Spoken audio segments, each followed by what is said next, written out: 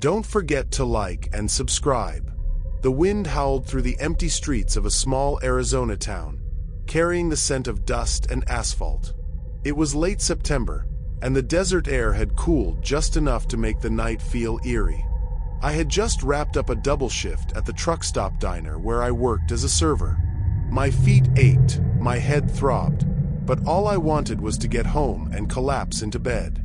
The highway was deserted as I drove, my only company the faint hum of my old car's engine. That's when the dreaded fuel light blinked on. I muttered a curse under my breath. I had meant to fill up earlier but never got the chance. With no choice, I turned off the main road and into a lone gas station on the outskirts of town. It was an old, forgotten-looking place with faded signage and a single flickering light over the pumps. The only other car was a battered blue pickup parked near the convenience store's entrance. I pulled up to a pump and stepped out, shivering slightly as the wind bit through my thin jacket. As I reached for the nozzle, movement caught my eye. A man appeared from around the side of the building, his uniform pristine and pressed as if he had just put it on. That alone was unsettling. Everything else about this station was worn down and neglected, yet he looked fresh and out of place. He offered a slow, too-practiced smile as he walked toward me. "Need some help?" His voice was smooth, deliberate, almost rehearsed. "No thanks, I got it," I said, forcing a casual tone, though unease prickled at my skin. He was too clean, too polished for a place like this. His presence felt wrong. I focused on filling my tank, hoping he'd go back inside, but he lingered. When the pump clicked, signaling my tank was full, he stepped closer. "I can check your oil for you," he offered, his eyes unreadable. "No charge. I'll just pop the hood." I tightened my grip on the pump handle. "I'm good, really. Just trying to get home." He didn't move. "Sure. Hate to see you break down in the middle of nowhere." The way he kept pressing made my pulse spike. I snapped the gas cap shut and reached for my door, but in an instant he was even closer, his gaze flicking toward my trunk. "I'll check real quick," he said, reaching for my hood latch as if it was already decided. A cold wave of fear crashed over me. "No." My voice was firm, louder this time. He froze, then smiled again, but now it felt different, like he had already won something. His hand slipped into his pocket, and my stomach clenched. I didn't wait to see what he was reaching for. I wrenched my car door open, jumped inside, and slammed it shut. He didn't yell, didn't try to stop me. He just started walking toward the driver's side, his hand still in his pocket. I threw the car into reverse, tires screeching as I backed up so fast I nearly clipped the gas pump. Then I shifted into drive and sped off, my heart hammering in my chest. In my mirror, I saw him standing under the weak glow of the station lights, watching me. Just watching. The 15-minute drive home felt like an hour. My hands trembled as I gripped the wheel, my eyes darting to the rearview mirror every few seconds, half expecting to see headlights trailing me. When I finally pulled into my driveway, I locked my doors the second I was inside.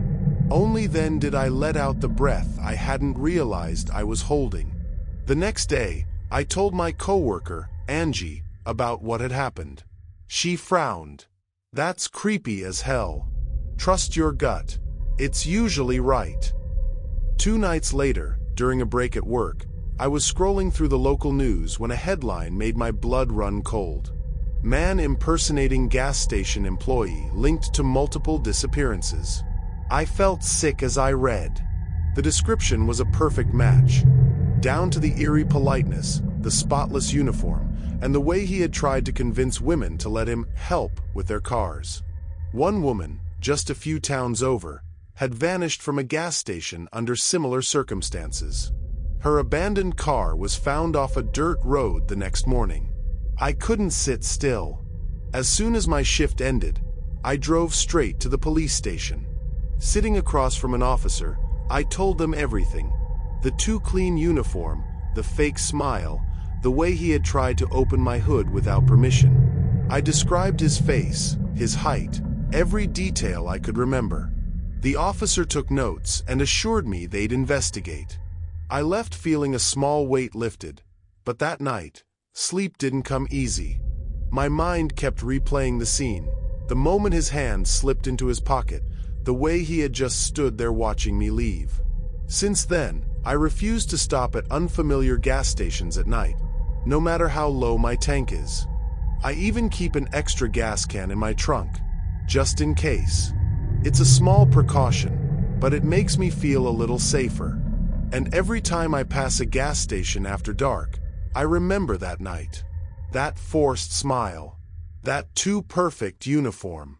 And I remind myself, sometimes your instincts are the only thing standing between you and a nightmare. Spring break in March 2024 found me driving through Savannah, Georgia, on a solo road trip as a 30-year-old college student. I had been craving an escape from the relentless pressure of exams and research papers. This trip was supposed to be my reset button. No deadlines, no rigid schedule, just the open road, my favorite playlists, and the freedom to explore whenever something caught my eye. After hours of driving, my body ached, and I desperately needed to find a restroom. The next stop couldn't come soon enough. Just off the highway, I spotted a small, almost forgotten gas station nestled between tall, swaying pines. The place had clearly seen better days. Its sign was weathered and barely clinging to its rusted frame, while the gas pumps looked like they belonged in a museum rather than a functioning business. Only one other car sat in the lot, a beat-up old sedan parked in the shadows near the side of the building. The entire place had an air of abandonment, a quiet stillness that sent a shiver up my spine. I pulled into a spot near the entrance, the late afternoon sun casting long shadows across the cracked pavement. The heat hung thick in the air, amplifying the eerie silence. As I stepped inside, the atmosphere didn't improve. The interior was dimly lit, the fluorescent lights flickering sporadically, casting unsettling shadows. Shelves lined with dusty snacks and faded soda cans stood in disarray, as if they hadn't been touched in months. The air carried the stale scent of old coffee mixed with something medicinal and artificial. Behind the counter sat an elderly man with thick glasses, deeply engrossed in a yellowed newspaper. He barely acknowledged my presence as I approached. "Excuse me, where's the restroom?" I asked hesitantly. Without looking up, he raised a bony hand and pointed toward a dimly lit hallway at the back of the store. His silence was unnerving, but I brushed it off, chalking it up to indifference or boredom. The hallway was narrow, lined with peeling wallpaper and flickering lights that buzzed faintly. At the end stood a worn-out door, its once blue paint cracked and chipped. I pushed it open, stepping inside. The restroom was about as unwelcoming as I expected. Cracked tiles covered the grimy floor, and a rusted sink sat below a mirror so coated in filth it barely reflected anything. The air was damp, thick with an old, musty smell. It wasn't ideal, but I had no other choice. After taking care of business, I moved to the sink, washing my hands under a weak stream of water. The paper towel dispenser groaned as I yanked out a few sheets. As I turned to leave, I reached for the door handle, and it wouldn't budge. Confused, I twisted the knob again, pulling harder this time. Nothing. The door wouldn't move an inch. My stomach clenched. Maybe the lock was just old and jammed. I jiggled the handle, hoping it would loosen, but it was no use. "Hello," I called out, knocking on the door. My voice echoed slightly in the cramped space. "Hey, the door's stuck. Can someone help me?" Silence. I knocked louder, my voice rising. "Hey, I'm locked in here." Then I heard it. Footsteps. Slow, deliberate. They approached from the other side of the door, stopping just inches away. Relief flooded me. Someone had heard me. "Hey, I'm locked in. Can you open the door?" I said, my voice urgent. Silence. Whoever was on the other side just stood there. Not moving, not speaking. My heart pounded in my chest. The air felt heavier, as if the room itself was shrinking around me. "Hello." I tried again, my voice trembling now. Still nothing. Then, the footsteps moved away, fading into the distance. My relief twisted into something darker, something colder. Why hadn't they responded? Why hadn't they helped? Panic started to bubble up. I banged on the door with my fists, shouting louder, my voice echoing off the grimy walls. Minutes passed, each one stretching unbearably long. I pressed my ear against the door, straining to hear any sign of movement outside. Nothing but silence. Just as I felt the first sharp sting of real fear, the door creaked open. I stumbled back, my pulse hammering. Standing in the doorway was the old attendant, his expression one of mild irritation. "What's all the noise about?" he grumbled. I gaped at him, frustration boiling over.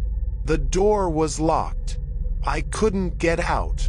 He gave me a skeptical look, as if I'd just claimed the sky was green. "Locked? It doesn't lock from the outside. You sure it wasn't just stuck?" "I'm sure. I was banging on it for who knows how long." He shrugged, completely unconcerned. "Well, it's open now. You're good to go." Something about his casual dismissal made my skin crawl. I pushed past him, mumbling a quick thanks, before hurrying toward the front of the store. My legs felt weak, but all I cared about was getting the hell out of there. As I reached my car, I cast one last glance at the gas station. That's when I saw it. A figure, barely visible, standing in the shadows near the side of the building. It was too dark to make out any details, but someone was there, watching me. My pulse skyrocketed. I didn't stick around to get a better look.